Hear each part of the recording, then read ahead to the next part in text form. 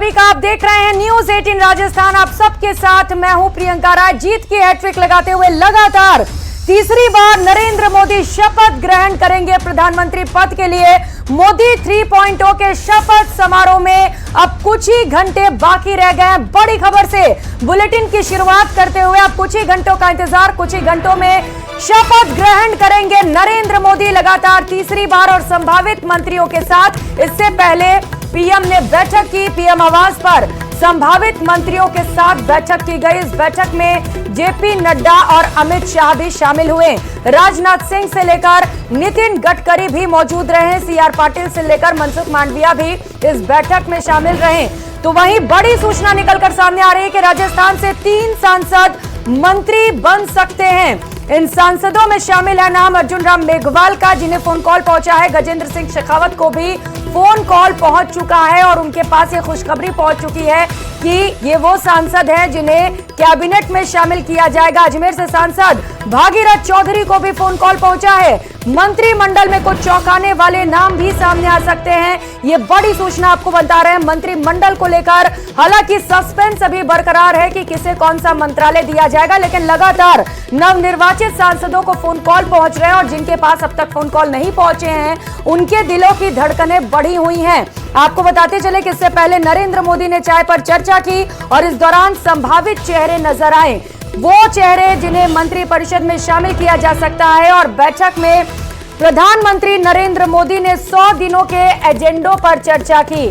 संभावित मंत्रियों को रोडमैप लागू करने का निर्देश भी दिया गया और जनता के भरोसे को मजबूत करने पर चर्चा हुई।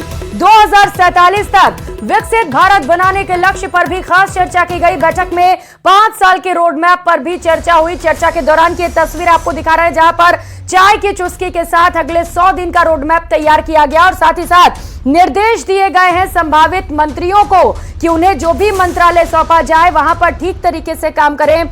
अगले 100 दिन किस तरीके से काम करना है, इसे लेकर दिशा निर्देश जारी किए गए। साथ ही साथ पिछले सरकार में जो काम पेंडिंग रह गए, जो योजनाएं अटकी रह गई, उन्हें भी धरातल पर लागू करने के निर्देश जारी किए गए। बड़े बड़े चेहरे इस बैठक में शामिल हुए, जिसमें वो संभावित मंत्री, नवनिर्वाचित सांसद, जिन्हें लेकर प्रधानमंत्री नरेंद्र मोदी ने दिशा निर्देश जारी किए। विजन 2047 पर भी चर्चा की गई है, क्योंकि देश को तीसरी सबसे बड़ी अर्थव्यवस्था बनाने का लक्ष्य है। लगातार दूसरी बार सांसद चुने गए भागीरथ चौधरी को फोन कॉल पहुंच चुका है। ये बड़ी खबर इस वक्त की। वो चेहरे एक एक कर आपको बताएंगे, दिखाएंगे, जिन्हें मंत्री मंडल में शामिल करने के लिए फोन कॉल पहुंच चुका है। अर्जुन राम मेघवाल बीकानेर से सांसद चुने गए। लगातार चौथी बार वो सांसद बने हैं, बम्पर वोटों से विजयी हुए हैं। और इसके साथ साथ गजेंद्र सिंह शेखावत जोधपुर से सांसद हैं, लगातार तीसरी बार सांसद चुने गए हैं और उन्हें भी फोन कॉल पहुंच चुका है। 2019 की मोदी सरकार में भी कैबिनेट मंत्री थे, जल शक्ति मंत्री थे गजेंद्र सिंह शेखावत, जिन्हें अब एक बार फिर से बड़ी जिम्मेदारी दी जा सकती है। खैर, अभी मंत्रालय का डिस्ट्रीब्यूशन नहीं हुआ है और लगातार वो नाम आपको बता रहे हैं। राजस्थान से वो बड़े चेहरे, वो नवनिर्वाचित सांसद जिन्हें मंत्रिमंडल में शामिल किया जाएगा, जिनके पास फोन कॉल पहुंच चुका है। अभी कई और चेहरे ऐसे हैं जिन्हें फोन कॉल पहुंचने की उम्मीद है, लेकिन देखना महत्वपूर्ण होगा कि अभी किन किन सांसदों को फोन कॉल पहुंचता है। तो नरेंद्र मोदी के शपथ ग्रहण समारोह में शामिल होने के लिए विदेशी मेहमानों के आने का सिलसिला भी लगातार जारी है। पीएम की शपथ के लिए 7 विदेशी मेहमानों को निमंत्रण दिया गया था, जिनमें से 6 विदेशी मंत्री शपथ में शामिल होने के लिए दिल्ली पहुंच चुके हैं। 6 अलग अलग खास तस्वीरें विदेशी मेहमानों के दिल्ली पहुंचने की सिलसिला लगातार जारी है। कई खास मेहमान शपथ ग्रहण समारोह में शामिल हो रहे हैं, जो साक्षी बनेंगे एक और रिकॉर्ड का जो नरेंद्र मोदी ने कायम किया है। और लगातार तीसरी बार नरेंद्र मोदी ले रहे हैं प्रधानमंत्री पद की शपथ और इस समारोह को खास बनाने के लिए कई खास आयोजन किए जा रहे हैं और कई विदेशी मेहमानों को भी न्योता दिया गया है। बांग्लादेश की राष्ट्रपति शेख हसीना और सेशेल्स के उपराष्ट्रपति अहमद अफीक, मालदीव के राष्ट्रपति मोहम्मद मोइज्जू सहित कई देशों के राष्ट्र प्रमुख लगातार दिल्ली पहुंच रहे। राष्ट्रीय राजधानी को सजा दिया गया है, हर तरफ भगवा झंडे नजर आ रहे हैं और जैसे ही शाम के 7:15 बजेंगे घड़ी में, वैसे ही नरेंद्र मोदी शपथ लेंगे। मैं नरेंद्र मोदी, और तीसरी बार ये शपथ लेंगे नरेंद्र मोदी प्रधानमंत्री पद की और देश के विकास के लिए एक बार फिर से वो कसम खाएंगे। 7 विदेशी मेहमानों का डेलीगेट भारत पहुंचा है। श्रीलंका के राष्ट्रपति से लेकर कई खास मेहमान दिल्ली पहुंच चुके हैं। मालदीव के राष्ट्रपति डॉक्टर मोहम्मद मुइज्जो भी इस वक्त दिल्ली में मौजूद है, जो समारोह में शामिल होंगे। अहमद अफीक सेशल्स के उपराष्ट्रपति भी इस वक्त दिल्ली में मौजूद है। बांग्लादेश के प्रधानमंत्री शेख हसीना इस वक्त दिल्ली में पहुंच चुकी हैं, जो इस समारोह में शिरकत करने वाली हैं। और प्रविंद कुमार जुगनूथ भी मॉरिशस के प्रधानमंत्री हैं, इस वक्त दिल्ली में मौजूद हैं। तस्वीरें हमने आपको दिखाई किस तरीके से स्वागत किया गया। पुष्प कमल दहल प्रचंड नेपाल के प्रधानमंत्री इस वक्त दिल्ली में पहुंच चुके हैं और उनका भी भव्य स्वागत हुआ है। शेरिंग टोब्गे भूटान के प्रधानमंत्री हैं, वो भी इस कार्यक्रम में शिरकत करेंगे। रानिल विक्रमसिंघे श्रीलंका के राष्ट्रपति, जो कि नरेंद्र मोदी के शपथ ग्रहण समारोह में शामिल होने वाले हैं।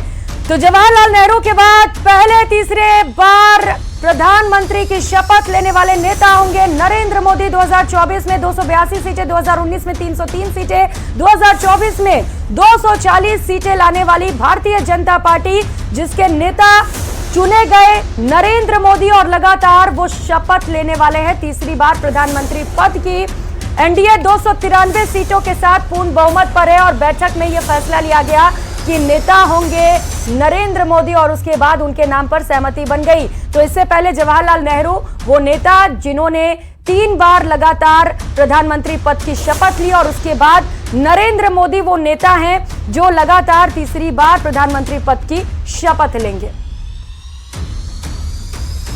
तो नरेंद्र मोदी आज शाम को तीसरी बार पीएम पद की शपथ लेंगे और उससे पहले उन्होंने अपने दिल्ली आवास पर संभावित मंत्रियों के साथ एक बैठक की। देखिए टीवी स्क्रीन पर ये 2 अलग अलग तस्वीरें। मोदी कैबिनेट की शपथ आज शाम होने वाली है और उससे पहले कैबिनेट के जो प्रस्तावित चेहरे हैं, जो संभावित चेहरे हैं, वो इस बैठक में मौजूद रहे। चाय पर चर्चा की गई। 100 दिनों का एजेंडा भी तैयार किया गया है और साफ तौर पर निर्देश नरेंद्र मोदी की ओर से कि विकास के काम में पीछे नहीं रहना है। जिन्हें जो भी मंत्रालय मिलेगा उन मंत्रालय पर ठीक तरीके से काम करना है। जनता के लिए जो काम करना है, उनके हित के लिए वो काम करना जरूरी है। संभावित मंत्रियों संग बैठक की यह तस्वीर आप देख पा रहे हैं, जो कई घंटों तक चली और इसमें कई अहम मुद्दों पर चर्चा की गई। तो कैसे देश को तीसरी सबसे बड़ी अर्थव्यवस्था बनाया जाए, इसे लेकर भी खास चर्चा की गई। और बांग्लादेश की पीएम शेख हसीना ने भारत रत्न लाल कृष्ण आडवाणी से मुलाकात की, उनके आवास पर पहुंची और इस दौरान उनसे मिलती हुई नजर आई। ये तस्वीर आप देख पा रहे हैं। प्रधानमंत्री के शपथ ग्रहण समारोह के लिए निमंत्रण दिया गया, न्योता दिया गया और इस न्योता को एक्सेप्ट करते हुए वो भारत पहुंची हैं। दिल्ली में जब वो पहुंची तो लाल कृष्ण आडवाणी के घर पहुंची। हाल फिलहाल में उन्हें भारत रत्न से सम्मानित किया गया और लाल कृष्ण आडवाणी की तबीयत पूछने के लिए, उनसे मुलाकात करने के लिए उनके आवास पर पहुंची शेख हसीना। और उस दौरान की ये खास तस्वीर आप देख पा रहे हैं, जहां पर दोनों के चेहरे पर खास मुस्कुराहट नजर आ रही है और एक अच्छी मुलाकात के तौर पर इसे देखा जा रहा है। बांग्लादेश की पीएम शेख हसीना मुलाकात करते हुए लाल कृष्ण आडवाणी से, बीजेपी के दिग्गज नेता और इसके साथ साथ भारत रत्न से सम्मानित लाल कृष्ण आडवाणी। तो अभी भी नेताओं के और कई लोगों के दिल्ली पहुंचने का सिलसिला जारी है। दिल्ली में हलचल तेज है, लगातार वहां से अपडेट भी आप तक पहुंचा रहे हैं कि कौन कौन से दिग्गज इस वक्त राष्ट्रीय राजधानी दिल्ली में पहुंच चुके हैं, क्योंकि अब वक्त बेहद कम बचा हुआ है। और इस बीच जोधपुर से ये बड़ी खबर आपको बताते चले। जोधपुर से खबर है कि नवनिर्वाचित सांसद गजेंद्र सिंह शेखावत ने मोदी 3.0 के मंत्रिमंडल का हिस्सा बनने पर जोधपुर की जनता का आभार जताया और कहा कि वो जनता की आकांक्षाओं को पूरा करने की जरूर कोशिश करेंगे। सुनिए।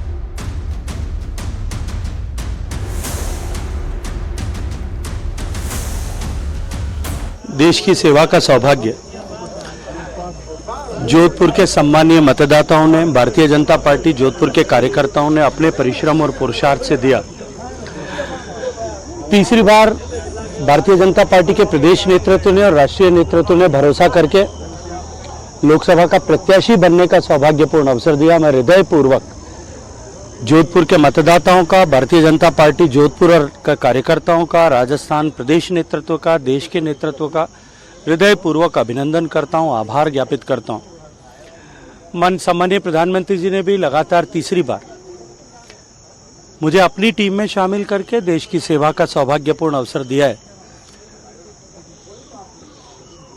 मैं सिर्फ इस अवसर पर इतना कह सकता हूं कि जो संकल्प देश को विकसित बनाने का सम्मानीय प्रधानमंत्री जी ने लिया है और जिन वादों को लेकर के हम चुनाव के मैदान में गए थे, हमारा अपना घोषणा पत्र जिसको हम लेकर के गए थे, हम निश्चित रूप से उन सब वादों को पूरा करने, देश की अपेक्षाओं और आकांक्षाओं पर खरा उतरने के लिए हम सब टीम की तरह काम करेंगे, प्रधानमंत्री जी के नेतृत्व में काम करेंगे। तो गजेंद्र सिंह शेखावत को फोन कॉल पहुंच चुका है और उन्हें मंत्रिमंडल में शामिल किया जा रहा है। और इस बीच अजमेर से यह खबर आपको बता दें, सांसद भागीरथ चौधरी ने मोदी मंत्रिमंडल में नाम आने के बाद न्यूज 18 से एक्सक्लूसिव बातचीत की।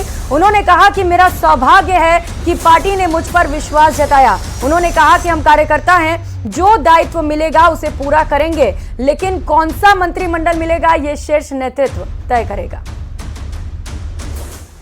हमारे साथ बात करने के लिए मौजूद हैं राजस्थान अजमेर से भागीरथ चौधरी।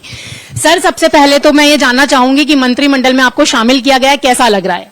बहुत अच्छा लग रहा है और सबसे बड़ी सौभाग्य की बात है कि हमारे देश के प्रधानमंत्री और दुनिया के सबसे लोकप्रिय नेता नरेंद्र भाई मोदी जी के नेतृत्व में हमें काम करने का अवसर मिला है। मैं मानता हूं कि मैं एक सौभाग्यशाली हूं और हमारे देश के प्रधानमंत्री नरेंद्र भाई मोदी जी ने जो 10 साल में गरीब को गणेश मानकर जो काम किया है, 25 करोड़ से ज्यादा की जनता गरीबी की रेखा से बाहर निकली है। ये तो नहीं, पूरे विश्व में हमारा देश का मान सम्मान बढ़ा है। ऐसे नेतृत्व के साथ रहकर उनके नीचे रहकर मुझे काम करने का जो अवसर दिया प्रधानमंत्री जी का, मैं आभार व्यक्त करता हूँ। तो सर, जब आज फोन आया था, उम्मीद थी कि फोन आ जाएगा या इंतजार था फोन का? ऐसा कुछ नहीं। देखिए, भारतीय जनता पार्टी कार्यकर्ताओं की पार्टी है, बाकी कोई तो माँ बेटा बेटी की पार्टी है, कोई व्यक्ति की पार्टी है, कोई परिवार की पार्टी है। भारतीय जनता पार्टी जो कार्यकर्ताओं की पार्टी है। यह एक पोस्टर लगाने वाला राष्ट्रीय अध्यक्ष बन सकता है, तो एक चाय बनाने वाला इस देश का प्रधानमंत्री बन सकता है। ये भारतीय जनता पार्टी में संभव है। और मेरा जैसे एक साधारण एक किसान के परिवार में कोई मेरी कोई राजनीतिक मेरा कोई पारिवारिक ऐसी परिस्थिति नहीं है, फिर मुझे दोबारा सांसद का टिकट दिया और आज मोदी जी ने अपनी टीम में मुझे शरीक किया है। मैं प्रधानमंत्री का आभार व्यक्त करता हूँ। सर, तो मंत्रिमंडल में तो शामिल कर लिया गया है, तो क्या प्राथमिकताएं रहेंगी अब आपकी? देखिए, जो प्रधानमंत्री जी ने, आपको पता है कि उनका एजेंडा ये है कि इस देश को विकसित राष्ट्र बनाना है, इस देश को परम वैभव पर पहुंचाना है। 10 साल के उनके काम, गरीब को गणेश मानकर उन्होंने काम किया है और जो काम उन्होंने एजेंडा लिया है उस एजेंडे पे काम होगा और ये देश तेजी से विकास की दृष्टि से आगे बढ़ेगा। सर, तो क्या लग रहा है कौन सा मंत्रिमंडल मिलेगा? जो प्रधानमंत्री जी हैं, जो दायित्व देंगे उस दायित्व को ईमानदारी से उसका निर्वहन करने की कोशिश करेंगे और हमारा काम ही है, हम सेवक के रूप में जनता की का जो भी समस्या है उन समस्याओं को सब मिलकर हम काम दूर करने की कोशिश करेंगे। बिल्कुल सर, बस एक आखिरी बात है कि दायित्व जो दिया जाएगा उसका तो निर्वहन किया जाएगा, लेकिन अपनी भी एक पसंद होती है, तो आपकी भी कुछ खास पसंद है कि मिनिस्ट्री ये मिले मुझे? कोई पसंद नहीं है। जो प्रधानमंत्री जी जो दायित्व देंगे उस दायित्व को ईमानदारी से और बिल्कुल कर्मठता से, तन्मयता से उस दायित्व को निभाने की पूरी कोशिश करेंगे और मोदी जी के जो जिस विश्वास के साथ चयन किया उस विश्वास के ऊपर खड़े उतरने की कोशिश करूंगा। कैमरा पर्सन चंदन पटवाल के साथ रचना, न्यूज 18 दिल्ली। तो वहीं पंजाब के पूर्व सीएम बेअंत सिंह के पोते रवनीत सिंह बिट्टू सड़क पर दौड़ते हुए पीएम आवास पहुंचे। दरअसल शपथ ग्रहण से पहले रवनीत बिट्टू को पीएमओ से फोन आया था और इसके बाद उन्हें पीएम की चाय पार्टी में शामिल होने का न्योता मिला, लेकिन रवनीत बिट्टू की गाड़ी ट्रैफिक में फंस गई, जिसके बाद वो गाड़ी से उतरकर दौड़ते हुए पीएम आवास पहुंच गए। तस्वीरें देखिए, रवनीत बिट्टू लोकसभा चुनाव से ठीक पहले कांग्रेस छोड़कर बीजेपी में शामिल हुए थे और उन्हें न्योता भी मिल गया चाय वाली चर्चा में शामिल होने का। फिर क्या था, जब गाड़ी जाम में फंसी तो बिना इंतजार किए पैदल दौड़ते हुए वो बैठक में शामिल होने के लिए पहुंच गए। लुधियाना से चुनाव भी लड़ा था लेकिन जीत नहीं पाए। तो ये तस्वीर आप देख पा रहे हैं, जैसे ही फोन कॉल पहुंचा इस बैठक में शामिल होने के लिए। वो निकले तो घर से थे, लेकिन दिल्ली में ट्रैफिक इतना ज्यादा होता है और उसी ट्रैफिक का शिकार भी हो गए। ट्रैफिक में फंसे रहे, लेकिन जब उन्हें लगा कि वक्त ज्यादा लग रहा है तो पैदल जाना ही बेहतर समझा और दौड़ते हुए इस बैठक में शामिल होने के लिए वो पहुंच गए।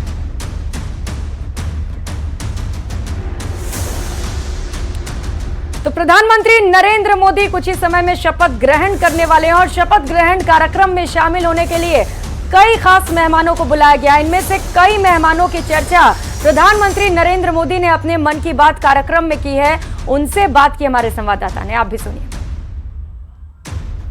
शपथ ग्रहण समारोह में भाग लेने के लिए कई लोग जो है वो आए हुए हैं। हमारे साथ एक ऐसे मेहमान हैं जो क्ले आर्ट में करते हैं, गोवा से आए हुए हैं। जी भाई साहब, आप हमें बताइएगा कि आप प्रधानमंत्री नरेंद्र मोदी के शपथ ग्रहण समारोह में शामिल होने के लिए आए हुए हैं, क्या कुछ खास है?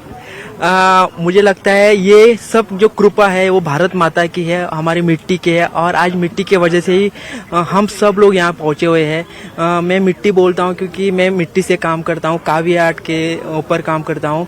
और ये जो आज जो सम्मान और ये समारोह है ये हमारे मिट्टी के लिए ही है, जो प्राइम मिनिस्टर जो हमारे आज इतना बड़ा मतलब भारत के लिए है। तो सर, आपके क्ले आर्ट की बात चर्चा जो है प्रधानमंत्री नरेंद्र मोदी ने भी की थी, कहाँ की थी? एक्चुअली ये गोवा का आर्ट फॉर्म है। कावी आर्ट है, काव मतलब लाल मिट्टी, और ये आर्ट मर रहा था। जब मैंने उस पर काम करना शुरू किया तो उसको नया जीवन मिल गया और ये बात प्राइम मिनिस्टर को पता चल गई और प्राइम मिनिस्टर ने इसका जिक्र किया और आप अभी सब रिजल्ट आप लोग देख रहे हैं। आप जो हैं, आप प्रधानमंत्री के शपथ ग्रहण समारोह में आए हैं, क्या कहाँ से आए हैं? हम तो मैं कर्नाटक से, चामराजनगर कर्नाटक से आए हैं। 106 एपिसोड में प्रधानमंत्री बात हुई थी, उसके हमारे हम तो जीरो वेस्ट मैनेजमेंट बनाना फाइबर से करते हैं। सो जब उससे बात की मेरा पूरा बदल गया। मेरा वो क्या है ना, हम स्मॉल स्केल कर रहा था, अभी अब लार्ज स्केल करने को मन है। कल से गोदावरी नदी की स्वच्छता करता हूँ। जो भी हमारे लोग नदी में कचरा डालते हैं, हमारे समाज ने तो नदी को डस्टबिन समझा के रखा है, तो मैं विसल बजा के लोगों को रुकवाता था। अभी 8 साल में हमारी गोदावरी की परिस्थिति इतनी सुधर गई कि नासिक में अभी गोदावरी में कचरा नहीं जाने लगा और हमारे गोदावरी के ऊपर फेंसिंग लग गए। इसकी चर्चा प्रधानमंत्री ने अपने मन की बात कार्यक्रम में की है। 87 एपिसोड में मेरा जिक्र किया था और उस टाइम पे इतनी खुशी हुई थी। जी देखिए, यहाँ पे तो मतलब अलग अलग सेक्शंस के लोग हैं। किस क्षेत्र में काम किया है? तो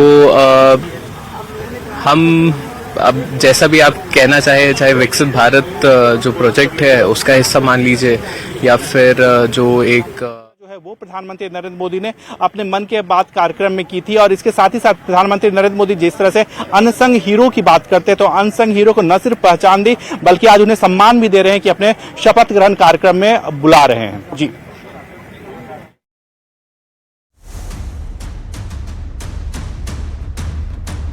को जिन्होंने देश में बड़ा योगदान दिया है।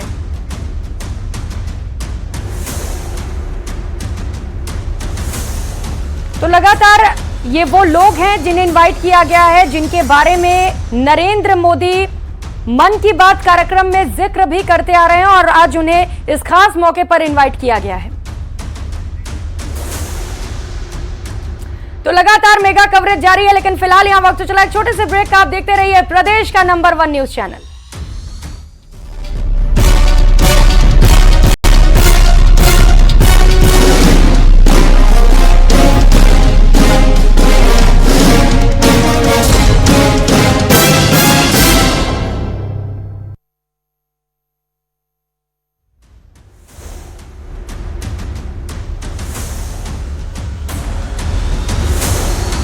और उसके बाद बताते चले वो सदैव अटल पहुंचे, जहां पर वो नमन करते हुए नजर आए अटल बिहारी वाजपेयी जी को। और उसके बाद बताते चले वॉर मेमोरियल गए, वहां पर उन्होंने शहीदों को नमन किया, उन्हें याद किया और देश के प्रति बलिदान देने वाले शहीदों को उन्होंने याद किया, प्रणाम करते हुए नजर आए। पुष्प अर्पित किया गया है प्रधानमंत्री के द्वारा। तो सुबह से ही पीएम का कार्यक्रम जो है वो शुरू हो चुका है, बताते चले। और दूसरी तरफ एक तरफ प्रधानमंत्री जो हैं अपने दिन की शुरुआत इस तरीके से करते नजर आए और दूसरी तरफ जो उनकी टीम में शामिल होंगे मंत्री, उनको भी फ़ोन कॉल जाना शुरू हो चुका है। सुबह से ही फ़ोन कॉल जाना शुरू हो चुका था। बताया जा रहा है कि बिहार से और यूपी से जो मंत्री होंगे उनकी संख्या ज़्यादा हो सकती है और यही वजह है कि इससे पहले चाय पर चर्चा शपथ ग्रहण से पहले पीएम मोदी करते हुए नजर आएंगे। अपनी टीम यानी कि जो मंत्रिमंडल होगा उनके साथ वो विचार विमर्श करते हुए नजर आएंगे। तो आज शाम 7:15 पर तीसरी बार प्रधानमंत्री की शपथ लेते हुए नरेंद्र मोदी नजर आएंगे और ये पल ऐतिहासिक हो जाएगा, इतिहास के पन्नों में दर्ज हो जाएगा, क्योंकि ऐसा करने वाले वो देश के दूसरे प्रधानमंत्री होंगे जो लगातार तीसरी बार प्रधानमंत्री पद की शपथ लेने वाले हैं। 2014, 2019, 2024 ये 3 साल ऐसे जब देश जो है वो नए आयाम को छूने लगा था।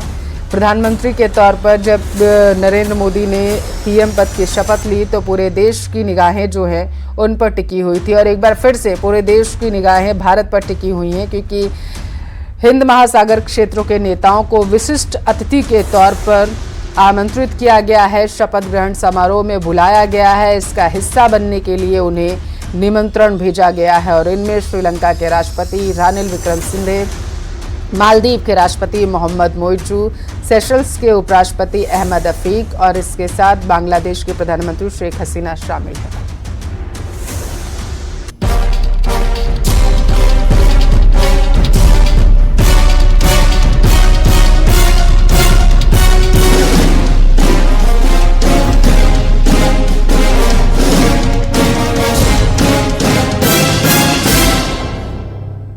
पीएम मोदी आज शाम 7:15 पर लगातार तीसरी बार प्रधानमंत्री पद की शपथ लेने वाले हैं। देश के पहले पूर्व प्रधानमंत्री जवाहरलाल नेहरू के बाद ऐसा करने वाले नरेंद्र मोदी पहले ऐसे नेता हैं जो लगातार तीसरी बार प्रधानमंत्री पद की शपथ लेने वाले हैं। और इससे पहले 2014 में नरेंद्र मोदी ने प्रधानमंत्री पद की शपथ ली थी और उसके बाद 2019 में लगातार दूसरी बार वो प्रधानमंत्री बने और पीएम पद की उन्होंने शपथ ली।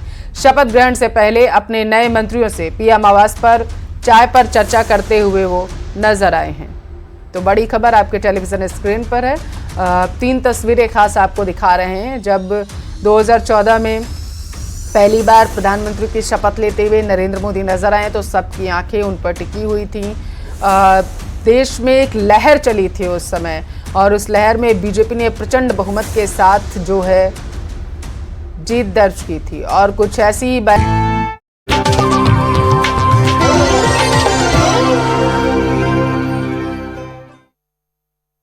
आप सभी का स्वागत है। म्हारो राजस्थान में खबरों में आगे बढ़ते हुए बात नीट यूजी के परिणामों में हुई धांधली की करेंगे, जिसे लेकर यूथ कांग्रेस ने जोरदार प्रदर्शन किया। यूथ कांग्रेस अध्यक्ष श्रीनिवास बीवी के नेतृत्व में परीक्षा परिणाम रद्द करने और दोबारा नीट यूजी परीक्षा कराने की मांग की गई।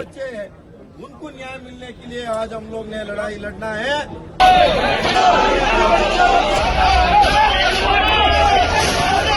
नीट यूजी में धांधली के आरोप लग रहे हैं, परीक्षा में गड़बड़ झाले के, और इसे लेकर रिजल्ट्स के बाद विरोध प्रदर्शन और तेज हो गया है। और दौसा के मंडावर से बड़ी खबर मिल रही है, जहां पर अग्नि तांडव दिखाई दिया। खड़ी स्कूटी में आग लग गई, धू धू कर स्कूटी जल उठी। रामकृष्ण कॉलोनी की यह घटना बताई जा रही है। फिलहाल आग लगने के कारणों का खुलासा नहीं हो सका और गर्मी के चलते फिलहाल आग लगने की आशंका है, लेकिन ये जांच का विषय है।